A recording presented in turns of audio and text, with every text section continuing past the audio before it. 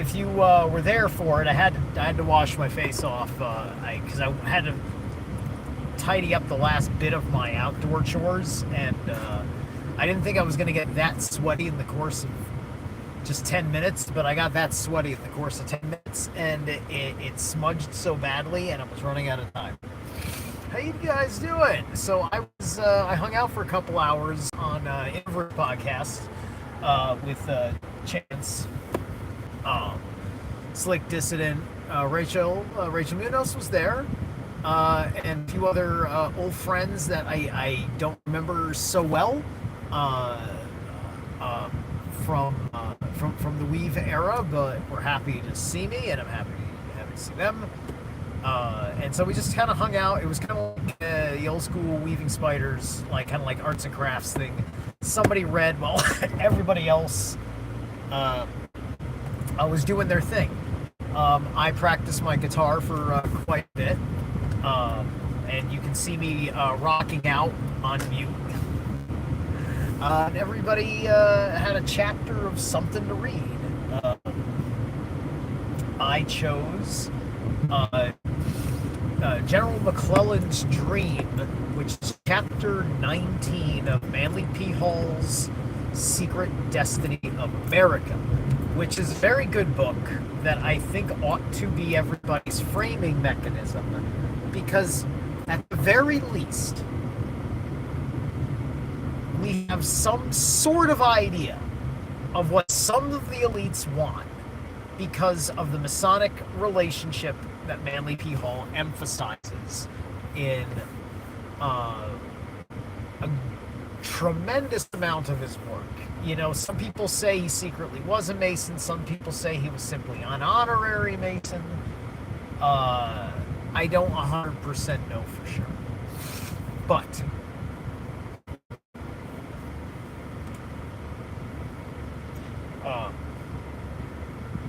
it's a question of how much you can or would believe a person who says they know for sure, right? I do know, I do believe that Manly Hall was himself in his person was a force for absolute good in this universe. From whatever perspective he was seeing things from, and he was excellent. You know, being I would say effectively a right-hand path, right?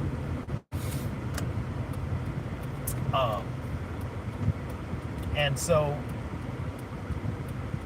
I had good conversations with Jordan Maxwell, who was a protege of Manly P. Hall, part of his thing, right? Part of his origins. So theoretically, I am one relation away from Manly P. Hall. Granted, I am also one fucking generation away from Manly P. Hall. You know, I certainly, when he died? Late 80s? I think he died in like the 80s. I was a wee child lost in the miasma of cartoons, video games, and very bad dietary choices. So, Batman. What about Batman? Don't sit there and say you think I'm Batman. Some sort of weird setup for a troll. You don't just say Batman ? Without any context to anything that I'm saying, because I have no idea how delayed your response is. Plus, I've never seen you before. Mankind. Okay, I don't know if you're the same guy that always calls me man. There's like one other guy here who calls me Mankind. You're either him or his friend, and all that cute shit. And as y'all know, that I'm in the Stanford area, as you've seen. There's certain people that don't pay attention. They have no idea exactly what it really is about me, being that I myself don't seem that particularly impressive other than my personal confidence. and perhaps a demonstration of my intelligence and my verbal tongue.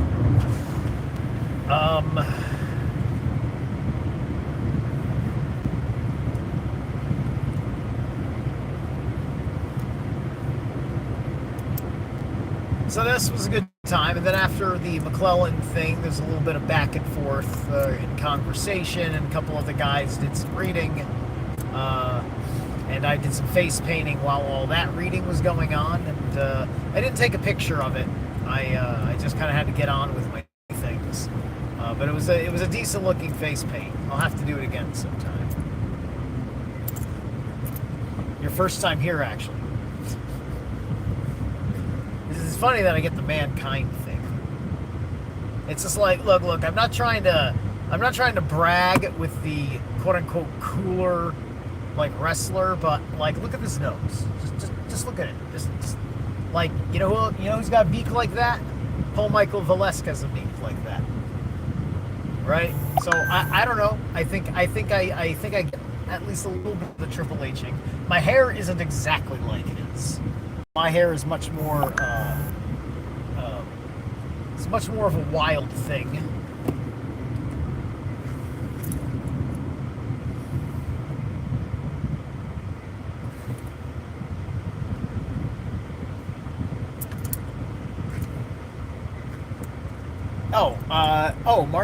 Cotton Eye Joe. Cotton Eye Joe. That's all you need to know.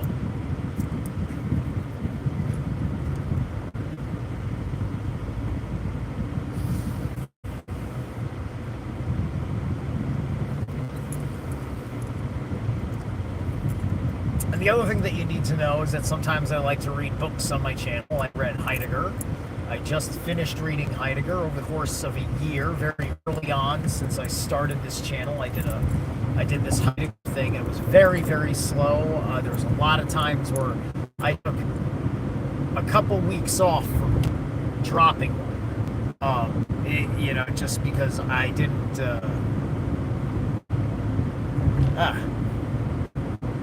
I didn't know how grueling things were going to get over all the little things I was doing over the course of those months.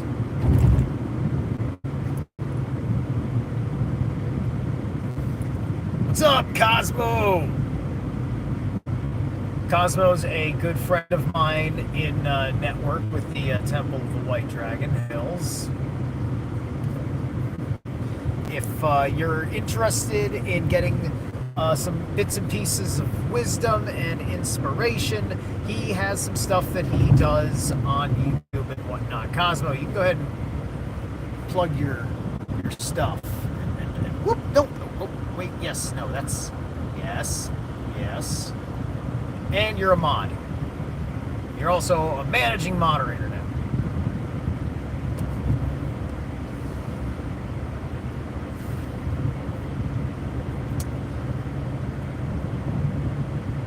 Yeah, so this is another Friday night where I'm feeling pretty good, and I'm going to go hang out with my friends at my psychic group, which is pretty cool. You know, I do little psychic development exercises and share amongst friends, things like that. It's good fun. Can involve, some people need a lot of healing or elevating to the next step, etc., that kind of thing.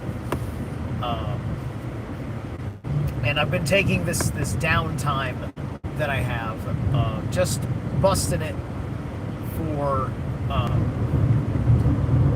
the home, right? Like today, a long overdue project of gutting the shed, right? So I am just tearing this fucking shed apart. I threw like at least 75% of what was in there is garbage from the 80s and 90s. It's like, my dad has a funny idea of keeping things that aren't broken and all that. But the problem is that he doesn't upkeep the things that he wants to keep forever. And he doesn't even invest in storage space. and then he doesn't spend any time throwing away anything. And so then there ends up being this overflow, and like I finally got it through to him to get all that this stuff needs to get done. And thankfully, because I have a lot of time on my hands, I can actually get it done. And so this is part of the little things that make me not worry about a goddamn thing, right? Because it seems like the second somebody loses their fucking job, who's aware that the economy's always going south or something, they end up having their fucking conspiratorial conniption fit because, like, ugh, they're gonna do this and that with the economy.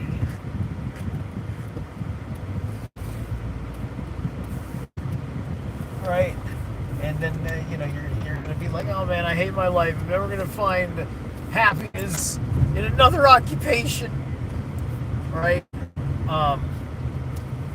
We kind of programmed ourselves, in the world of just simply being of utility to other people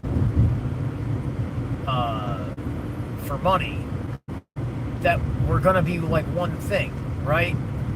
Unless you're an absolutely basic thing like plumber, right? You're not going to be able to just be one fucking thing, right? You can't be the master of IT management, right? You can go to any IT company and be manager, and then all of a sudden the IT market dries up to the point where you barely need IT managers anymore. You've been out of fucking job for so long, you're like forced to fucking reinvent yourself, right? And it's irritating, and there's way, it's just like you can either willingly embrace the humbling circumstances, the ego check that something may have put you through, like a Saturn retrograde or something like that, like we're having. Or, you can be a really pissy person about things that go wrong and have to wait a much longer time to learn those lessons. Things accelerated for me so quickly when earlier on in my life I embraced like the pain of change that eventually I just had to get out of my own head to fucking master dealing with the pain of change, to the point where like getting struck down means nothing. I don't want to sit there, be in a job where I'm afraid I'm going to lose the seniority of having a job. Oh, I don't want to lose the job because I've had the job for so long and it makes me feel special because seniority, right? It's it's not worth it. It ain't fucking worth it. To just die in a very, very fancy prison. You have to be functioning on a different level for all that. Well, anyway, I gotta go handle some errands before I go hit my friends up. So I will catch you guys in a bit.